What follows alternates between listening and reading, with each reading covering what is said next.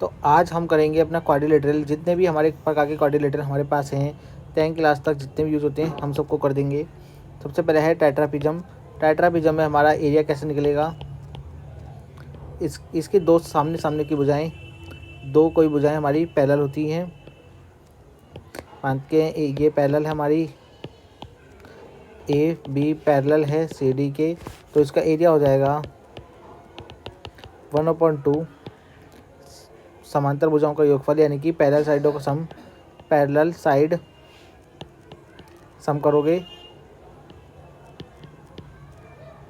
Some of parallel side लिख दो, सम of parallel side यानी कि A B plus C D को जोड़ोगे और इंटू कर दो हाइट से। तो हाइट क्या होगी, इसकी 90 डिग्री कहीं पे भी गिरा देना, ये इसकी हाइट बन जाएगी, तो ये इसका एरिया हो जाएगा हमारा। दूसरा आता है हमारे पास रोम्बस। रोम्बस हमारा बिल्कुल वर्ग की तरह ही होता है, पर इसका 90 डिग्री नहीं होता है, बस इतना ही अंतर होता है। इसकी सारी भुजाएं बराबर होंगी। रोम्बस का जो एरिया निकलेगा 1/2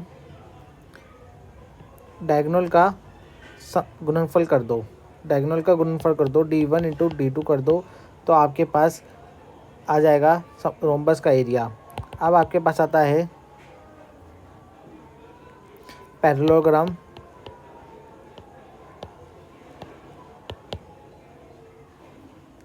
पैरेललोग्राम में अपोजिट साइडें हमारी बराबर होती हैं, तो इसका जो हमारा एरिया निकलता है ये बिल्कुल रेक्टेंगल का उल्टा होता है, बस इसके 90 डिग्री के नहीं होते। तो 2 इंटू एल प्लस बी, यानी कि इसकी लेंथ और बेस को जोड़ दोगे आप, तो इसमें आपको मिल जाएगा एरिया ऑफ रेक्टेंगल, आसन भुजाओं का योगफल, क्योंकि ये सामने सामने की भुजाएं बराबर होती हैं, बस इसका रेक्टेंगल की तरह ही है, इसका 90 डिग्री नहीं होता पैरेललोग्राम में। और एक और आता है हमारे पास रेक्टेंगल। रेक्टेंगल बिल्कुल आपको पता ही है क्या होता है, तो रेक्टेंगल एरिया होता है आपके पास एल प्लस बी, और एक होता है स्क्वायर। स्क्वायर का फॉर्मूला होता है 4 इंटू साइड, यानी कि ए, इसकी सारी भुजाएं बराबर होती हैं और प्रत्येक को 90 डिग्री का होता है।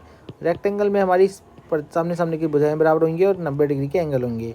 तो ये आपके 5 प्रकार के हैं जो कि हमारे क्वाड्रिलेटरल अक्सर पेपर में एग्जाम में पूछे जाते हैं। ये 6th क्लास से 10th क्लास तक के बच्चों के लिए है। तो आई होप आपको वीडियो अच्छी लगी होगी, तो अपने दोस्तों तक पहुंचाना। Thank you guys.